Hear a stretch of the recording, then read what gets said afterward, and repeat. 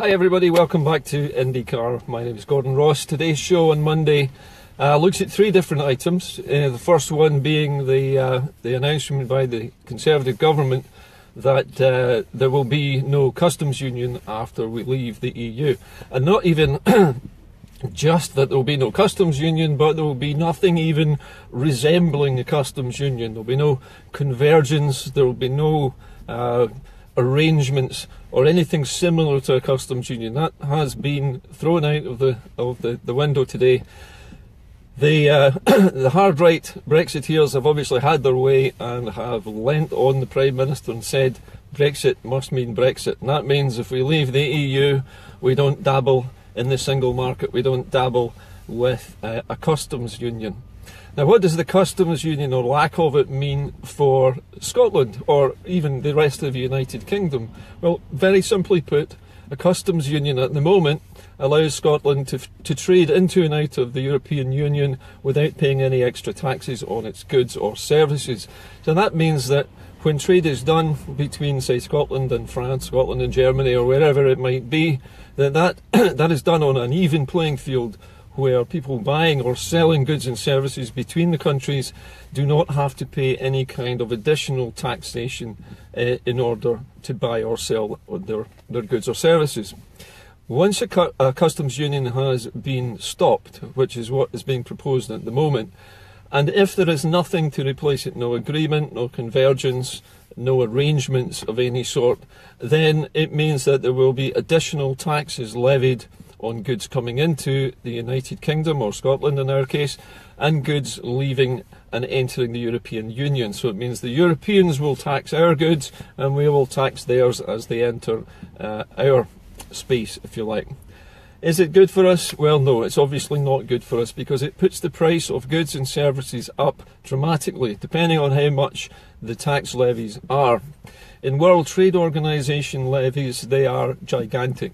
In one case, in the case of dairy produce, can be up to 25% or more in taxation levied simply on dairy produce. So like yogurt or cheese or milk coming into or out of the EU could have a massive, huge tax hike put upon it, which would put a lot of European produce out of the price range of most ordinary Scottish shoppers, and Scottish goods going into the European Union would be priced out of the market and become luxury items. All of these things would affect both the European Union and Scotland. It would drive business down, it would close businesses up, exporting and importing would drastically reduce. So it's bad news in every respect. The justification for cancelling this, or for writing off this customs union, is that if we are in a customs union, or even just customs arrangements, it prevents the United Kingdom from doing trade deals with other countries. Now, okay, it does that. It does prevent Scotland or the United Kingdom from doing trade deals with other countries while it has a customs union with the European Union.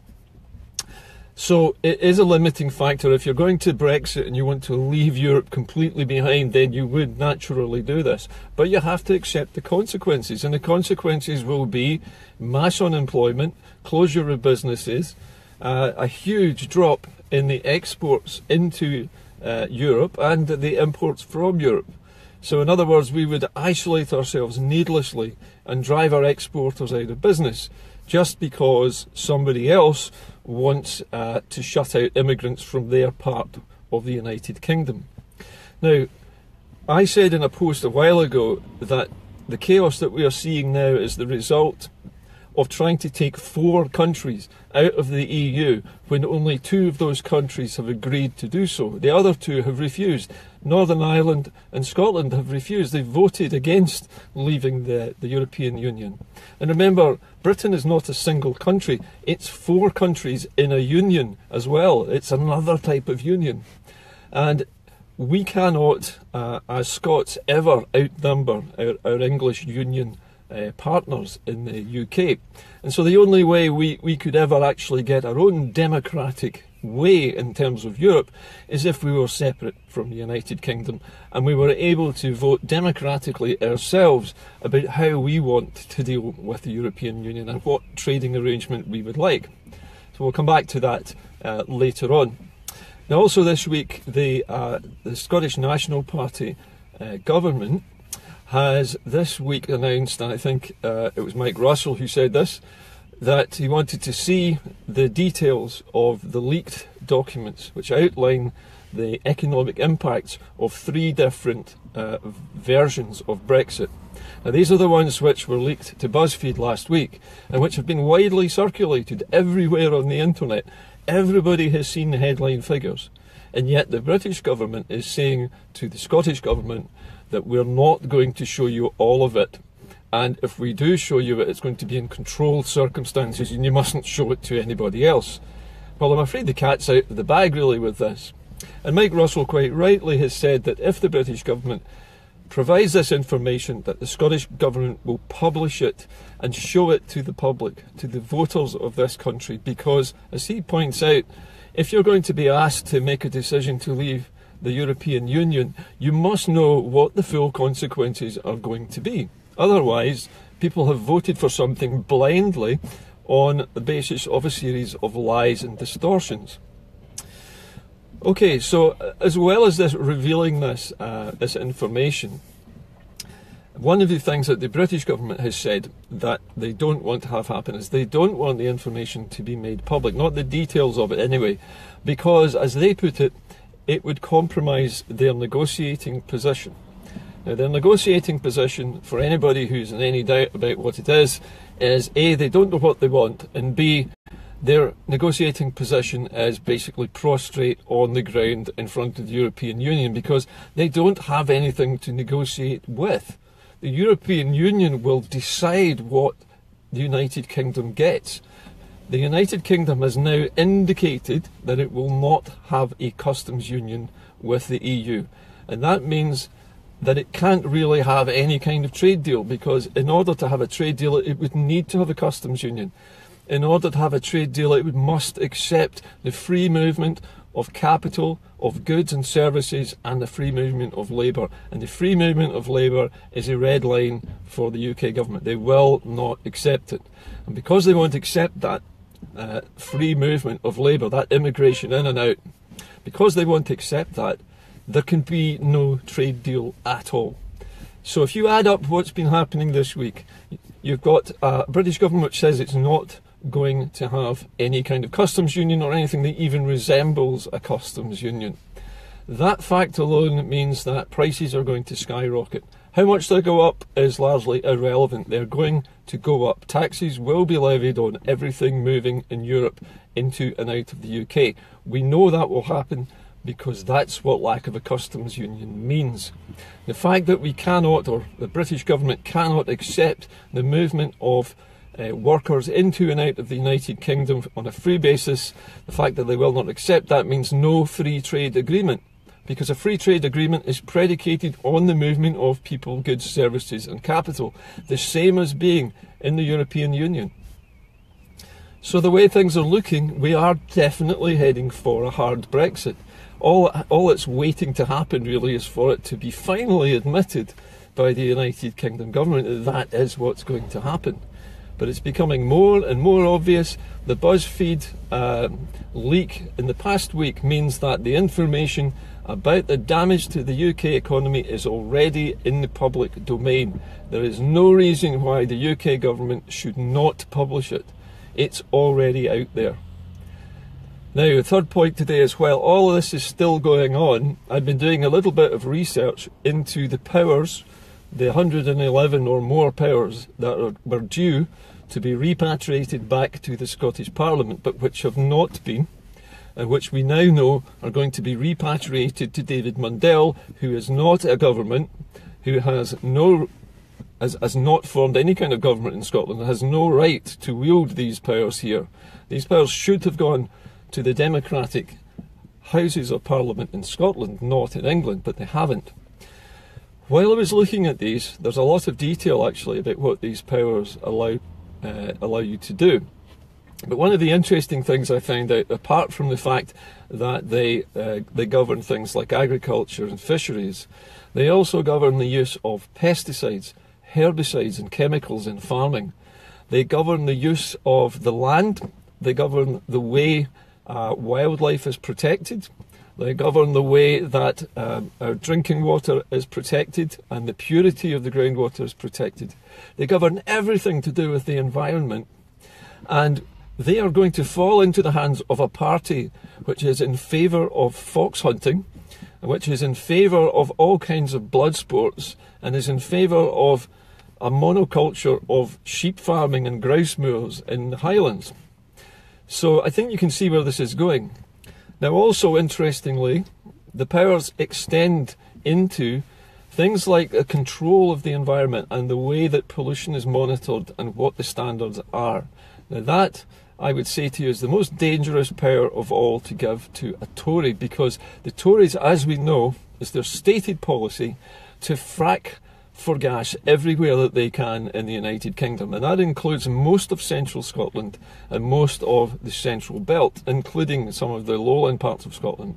Some of the most beautiful parts of Scotland are in that belt, and if Mundell has got this power to control the environment rules and regulations, he will undoubtedly relax them and undermine the current moratorium, which has become a de facto ban on fracking.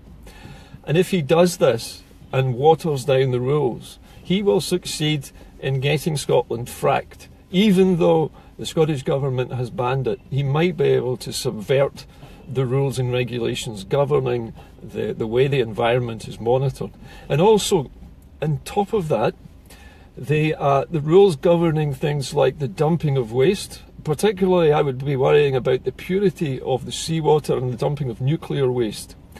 There is highly radioactive tritium being leaked from British nuclear submarines into Loch Long, and it's going to pollute the entire Firth of Clyde. There are probably 1.7 billion tonnes of unexploded ammunition dumped in Beaufort's Dyke, a mere 4 miles off the west coast of Scotland as well. And all of these things, Britain has traditionally used Scotland as a dumping ground for toxic, biological, nuclear and explosives. And if Mundell is put in charge of the environment, as he undoubtedly will be when he gets hold of these powers, we might see more of this toxic crap being dumped in Scotland as well. All of these things add up, I think you'll agree, to a very unpleasant menu for the future of Scotland. It's looking more likely now that there will be a hard Brexit, and in the worst case scenario, millions of jobs will be lost. And I think the estimate for the hard Brexit was somewhere in the region of 2.4 million jobs could be lost. Now, if you add that to the 1.5 million unemployed we already have, that would create a new record for unemployment in the United Kingdom. Even in the worst years of the 1980s, it got up to 3 million unemployed.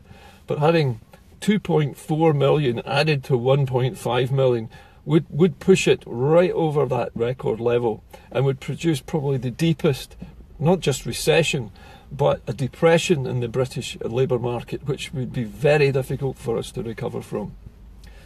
So a lot has been happening this week. I've tried to condense it down into something which means something, but the basic facts of the matter are the Scottish Government is trying to get the British Government to show us the rest of the damage that is going to be done by Brexit. In the meantime, the British Government announces that it is going for a hard Brexit. The lack of a currency, lack of a customs union means hard Brexit, and it's just a case of how hard it's going to be. Is it going to be World Trade Organization rules? If it is, then it's a catastrophe for the working people of Scotland. The only people who will benefit from Brexit will be the wealthiest elite in England, the ones who are in charge of hiding money in their tax havens for other people, the rich bankers, the investment bankers, the accountants, and the wealthy Tories who have fingers in all of these pies and who have their wealth stashed away in places already governed by the United Kingdom. Dozens of little islands across the world which are protectorates of the UK and which are places for people to hide their billions. They're the only people who will benefit from Brexit because the European Union was going to close all the loopholes which allowed the Tories and their extremely wealthy friends to hide their money from the tax collectors of the United Kingdom and to deprive the UK of badly needed tax money for its NHS and for its other services. So I think we can see the way this is going. Hard Brexit will benefit the wealthiest English elite. The rest of us will lose our jobs and live in poverty because of it, and all because somebody said we don't want any immigrants in our town. So I think everybody has been led up the garden path. People like Jacob Rees-Mogg with his mansion out in the countryside will be perfectly safe while the rest of us suffer. That's it for today's programme. I think there's plenty there to think about. The Scottish Government, I think, is playing it carefully. They're waiting to see what the final shape of Brexit looks like, but it's a bit like a Rolf Harris painting. Can you tell what it is yet? Well, I think as the brushstrokes are given, more and more information about what this Brexit is going to look like emerge, and it's going to be an ugly, ugly picture. I'll see you tomorrow. Thanks for tuning in to Indycar. As usual, if you have any comments, please contact me after the show. Bye for now.